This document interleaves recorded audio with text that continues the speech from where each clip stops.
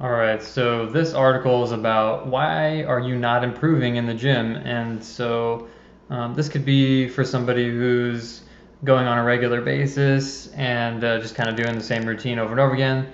This could potentially be the higher level athletes who are constantly in the gym, crushing it hard, but still not making progress. Like I cover in this article some of the main reasons why you wouldn't see progress in the gym. And based on my experience of struggling with getting consistent progress towards my goals, goals with clients, and just sharing with you a couple stories to hopefully give you some perspective on why you might not be seeing progress in the gym. So, the first thing that we're going to talk about, maybe one of the more obvious reasons, it's going to be consistency. But I want to elaborate on how consistent people should be in the gym if they want to get results. And so we're going to start with what it takes to actually put on lean body mass or muscle. I'm currently working on another post that will talk more about why I believe that most fitness goals require people to improve their lean body mass, whether it's weight loss, general health, performance, longevity, like all these things. Like I think having adequate amount of lean body mass, whether we're maintaining it or improving it, is really the base to that. So let's start with that. So in order for you to make long-term progress towards improving your body composition, I believe it takes a minimum of 2 to 3 days of moderate and high intensity strength training. You could probably see progress with an untrained individual with as little as one time a week training, but I believe from my experience that those improvements will plateau, within a couple of months, and then they're going to need to do more in order to continue to see growth. And so, if you're training more frequently, my favorite setup is 2 days of high intensity where I'm really working hard, and then 2 days where I'm doing more of medium to light intensities, and that would be definitely with like weight training. And then, I feel like that offers a good way for, to get the stress you need to break down your muscles and break down the body, but then also allowing you to recover. And on days when you're not training, outside of those 4 days, still having kind of a minimal amount of movement. And, we'll talk about that in a second, but basically getting enough steps a day and moving, maybe it's stretching, whatever it is. Like I think on those off days, it could be really beneficial to still be moving. And outside of building muscle, a super common goal is that people want to reduce their body fat. And so this requires even more consistency because it's going to be taking into consideration all the things we talked about with either maintaining or improving lean body mass. And we're also going to have to be more diligent about our diet and our sleep and other aspects of our life. I think one of the most important parts of this is what we call NEAT, which would be non-exercise activity thermogenesis, which is really just a fancy way of saying that we need to get up and move. And I think at a minimum, I really want people to shoot for 10,000 steps a day. From my experience and from some of the research that I've recently seen come out, like that seems to be a really good baseline for longevity in your life and just helping you with recovery too, right? And just moving, getting enough movement every day. So outside of being consistent, I think the next thing to talk about would be your programming. So if you're not seeing consistent progress in the gym, it could be the exercise program that you're following. So there is a difference between exercise and training. So we're going to talk about that first. Exercise is just a kind of a general term of you go and you move and you do some stuff. And, I think those things are great. But if you really want to continue to improve in the gym, you've got to find a way to measure some sort of capacity that you're going to change within a timely manner. Whether that be a 4-week program, an 8-week program, there needs to be like a very specific goal in mind, because if we're just doing a lot of general stuff, a lot of times we're not focusing enough on things that are going to actually push the needle. And so, I think that's really important. And exercise is great. On days where you're doing more recovery, just doing things that get you moving, I think is awesome. But I really think people need to be spending 2 to 3 times a week of actual training, like having a plan, understanding how much stress that they're going to put their body through. And, we need to work hard. There's time to work hard and there's time to just kind of move. And so I just wanted to get that point across that, there is a difference between exercise and training. And so having that specific plan, if you think about a lot of athletes, they'll have a certain event that happens for them. Maybe it's like, I don't know, a month, 2 months, 3 months away, and they start to really specialize their training in order to perform for that particular thing. And so it's typically somewhere between 8 and 12 weeks when you really start to hone down the specifics of wanting to change so that they can perform the best they can. So I really think if you're not thinking that far ahead in your programming, that it could potentially be a reason why you're not seeing progress and your numbers aren't moving. Because there should be weeks where you have more stress, some days where you have more stress, some weeks where it's a little bit lighter, and days where it's a little bit lighter. It just, you got to be smart about how we stress the body and how we adapt. Like, there's other stressors in life, and we need to take that into consideration when programming our intensities. So I think that's a really important aspect, is just understanding exercise versus actual training. And I encourage more people to be more diligent about training at least a couple times a week. All right, so the next part of programming is variability. So one of the most common issues I see with poor programming is that people tend to focus on the exercises that they enjoy doing and not necessarily focus on the exercises that they need to be doing. And I did this for many years, and I didn't really see progress. So some people would be offended if you gave them a regressed version of the exercise that might make you feel inadequate, right? We see people doing very high level exercises in the gym and they make it look easy, but we got to understand that there is a progression to getting to that, and it's okay to step back and do different exercises. But on top of that, that if we do the exact same exercise all the time, we tend to have more likelihood of developing chronic aches and pains, as we're stressing the same joint and the same tissue in the same way, over and over again for however much time that you're training. I see people doing bench press like 3 times a week. It's like the same intensity, the same tempo. I'm not surprised if they have some injuries and some pain. I learned about variability through Dan Stevenson at Ideal Strength, and one of the examples that we talked about was, if you want to improve your bench press, week 1, maybe you're doing your bench press for your heavier days, and maybe even your speed days too, right? You're doing a variation of a bench press, and then in week 2, you would find another version of a horizontal press, so like a push-up, and then in week 3, you'd find a third option, maybe like an incline press. So not only does this offer a novel experience, it also allows you to stress different tissues, and because the movements are inherently going to be working your muscles a little bit differently, it's more likely to keep you injury-free. And so I would say that's one of the things that in the last year I've taken into consideration with my programming, and I think that could help a lot of people who are in the gym a lot see better results and hopefully reduce the amount of injuries they're having. I think if you're really serious about continuing to make progress on your goals, that it's important to commit to some level of coaching. And I've mentioned this before, but the value of getting the opinion of another person is going to skyrocket your progress. A coach will help you focus on the most important aspects of the program while helping you manage your concerns, your limitations, your individual needs. They're going to see things that you are inherently biased about yourself. And if you're willing to listen, you're going to improve, right? Because a good coach is going to measure things as you progress. They're going to help you focus on the critical details that you might miss. Because you're going to be focusing on the exercises you like doing and not necessarily focusing on the exercises that you need to be doing to get better. So the next topic we're going to talk about is execution. So, you might be crushing the gym at a minimum 2 to 3 times a week. You feel like your programming is pretty solid and you're still not getting the results that you want, or you're experiencing minor aches and pains and injuries. Here's a couple of reasons why you might be stunting your progress. So really the first thing we'll talk about is exercise selection. Executing an exercise at a minimum standard is something I've encouraged many of my clients to demonstrate over the years. I wouldn't say that I make a big deal about them not being able to do a proper squat. Simply just find a way to change the environment and asking them for feedback. And so an example of that would be like, your depth looks really good in this modification. How does it feel?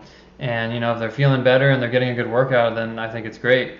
The main goal is to find the proper exercise that's going to maximize the results in the safest way possible. I had an initial consultation with a client who he was back squatting multiple times a week. It was a program that he was following that he got online, and his main goal was that he wanted to improve muscle mass, right? And so he just found this program, and they told him to do that. And so I agreed with him. I was like, yeah, squatting is absolutely a great way to improve your body composition. And I was really happy that he had a program, that he was actually following something and tracking it. I thought that was really great. But he was very new to strength training, and so I would consider the back squat to be a pretty advanced lift. And so if somebody is having issue like he was and having back pain, basically what I had him do was a different type of squat. I had him do something that was a little bit didn't take so much skill like a back squat does, and he was still able to improve his strength. And so if he came in and he was really obsessed with the back squat for some reason, I would teach him the best way I could. But because it was giving him so much issue, I asked him if he was open to other types of squatting, and he was. And so it was awesome because I taught him probably how to do a goblet squat or a front squat, maybe even like a safety bar squat, something that was a little bit easier for him to be able to demonstrate a good squat without having to over cue him or really teach him a bunch of stuff. And he was able to continue to get stronger. He enjoyed the fact that all of a sudden he didn't have pain while he was doing a squat.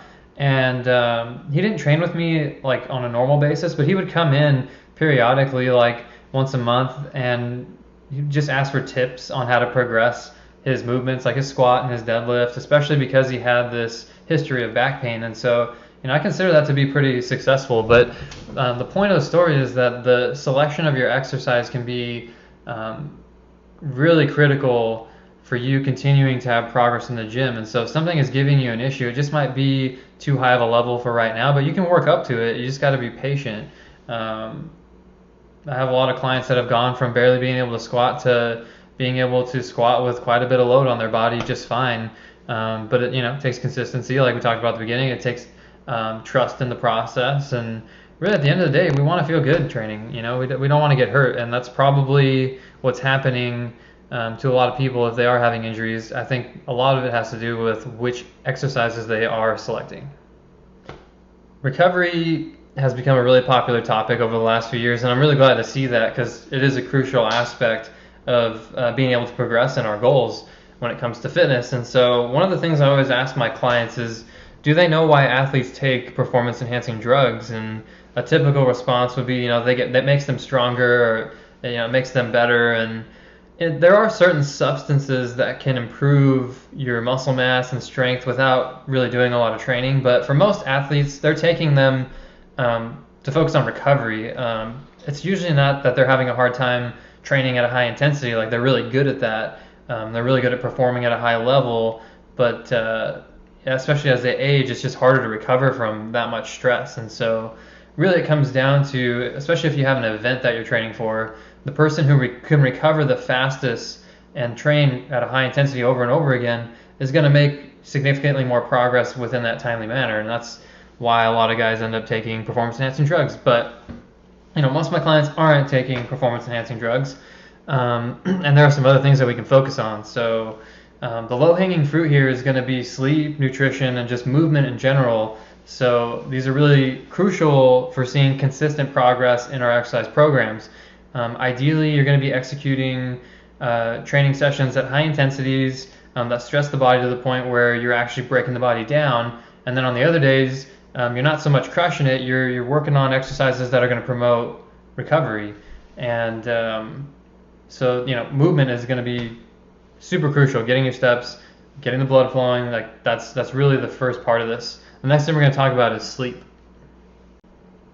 Okay, next thing we're going to talk about is sleep. So I'm not an expert on sleep. I don't necessarily understand all the mechanisms that are happening in your body when you sleep, but we know that it's important, and most people understand that it is an important part of your health. So my role is mostly helping people brainstorm the actions that they're going to be able to take to get quality sleep, and just get them going in the right direction. It's not necessarily that we're going to make life-changing things the first time, but is there like one little thing that we can change at a time to help them start getting a little bit better sleep or getting into a routine that's going to long term help them get better sleep. So an example of some of the actions that we might talk about is meal timing. I'll share a story with that. Screen time, pre bedtime routines, and then everything surrounding sleep hygiene. So if you want to learn more about that, I highly recommend the book Why We Sleep by Matthew Walker. I posted a lot of stuff last year about that and going through it. I'm going to reshare this particular kind of sleep routine chart that I made while I was reading it. It was just basically things that you can focus on throughout the day to help with your sleep. And so an example of meal timing was, I had a client who was having a hard time going to bed at night because she was so hungry. And she wasn't eating enough throughout the day, especially earlier in the day. So when she got home, she was just so hungry she would overeat, and then it'd be hard to go to sleep. And so for her, we had to try to develop like what would work for her to get her to have meals earlier in the day. And so for her, it was learning how to meal prep and having things ready for her at the office so that she could eat, because she loved work. Like she would just work, and she enjoyed it.